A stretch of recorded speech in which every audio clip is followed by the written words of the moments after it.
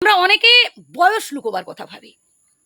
লোকে বয়সের কথা জিজ্ঞেস করলে কমিয়ে বলি, ভয় পাই, আমার তো বয়স হয়ে গেছে, আর কতদিন বাঁচবো, আমার যাওয়ার সময় হয়ে গেছে।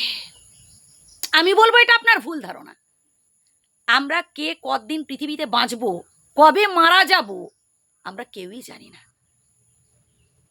অনেকে দেখবেন জন্মের পরেই মারা যাচ্ছে, অনেকে মায়ের পেটেই চলে যাচ্ছে। তো এটা নিয়ে কেন টেনশন করবেন? শুধুমাত্র বয়স হলেই যে মারা যায়, এটা তো ভুল ধারণা। বরং এটা ভাবুন না, যে কদিন বেঁচে আছেন যেন হেসে খেলেই জীবনটা এনজয় করতে পারেন। হ্যাঁ, একটা সময় আপনি আপনার পরিবারের জন্য অনেক কিছু করেছেন, অনেক স্যাক্রিফাইস করেছেন, কিন্তু এখন তাদের থেকে যতটুকুন পাচ্ছেন খুবই সামান্য। তো এতে তুলনা করছেন কেন? এতে কষ্ট পাচ্ছেন কেন? তুলনা কোথায় করবেন? ব্যবসার ক্ষেত্রে, ব্যাংক ব্যালেন্সের ক্ষেত্রে, যে আমি 10 টাকা ইনভেস্ট করেছিলাম, সেখান থেকে কত লাভ হলো দেখি। সেটা ব্যাংকের ক্ষেত্রে বা বিজনেসের ক্ষেত্রে আপনি দেখুন। আপনার পরিবারের জন্য করেছেন, আপনার সন্তান সন্ততির জন্য করেছেন, আপনার ভাই বোনের জন্য করেছেন, আপনি আপনার পরিবারের জন্য করেছেন, কি আশেপাশের মানুষদের জন্য করেছেন। তো এটা উপকার করেছেন, একটু ভালো কাজ করেছেন। আপনি কতটা কি উপকার করেছেন, এখন কি পাচ্ছেন, এটা নিয়ে তুলনা করবেন না, তাহলে কষ্ট পাবেন। কারোর জন্য কিছু করে ভাই আশা করবেন না। বয়স্ক মানুষেরই একটা কথা বলে থাকেন যে গাছ লাগাও, ফলের আশা করো না।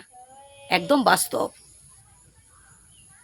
এই যে আপনি নিজেকে খুব দুর্বল ভাবছেন, অসহায় ভাবছেন যে এই মানুষটা ছাড়া আপনি বাঁচতে পারবেন না, এবং তাকে এই কথাগুলো শোনাচ্ছেন, বাবা তুই আমায় ছেড়ে যাস না, তুই যদি আমায় ছেড়ে চলে যাস আমি সব কিছু শূন্য দেখব, সব কিছু অন্ধকার দেখব।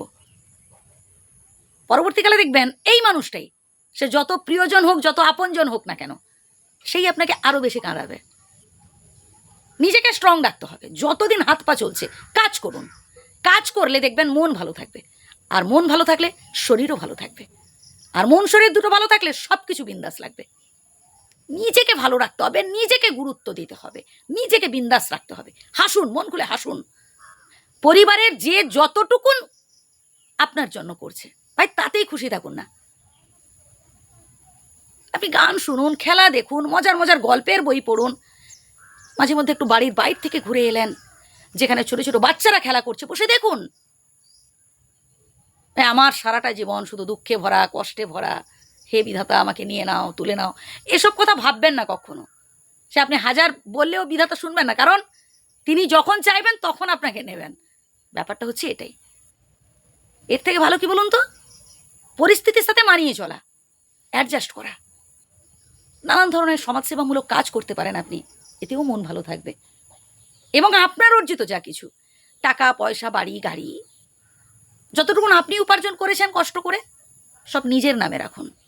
অন্য কাউকে নমিনি রাখতে পারেন, কিন্তু যাতে শেষ বয়সে আপনি ভোগ করতে পারেন, এই চেষ্টা করে যাবেন। ভালো থাকবেন, সুস্থ থাকবেন।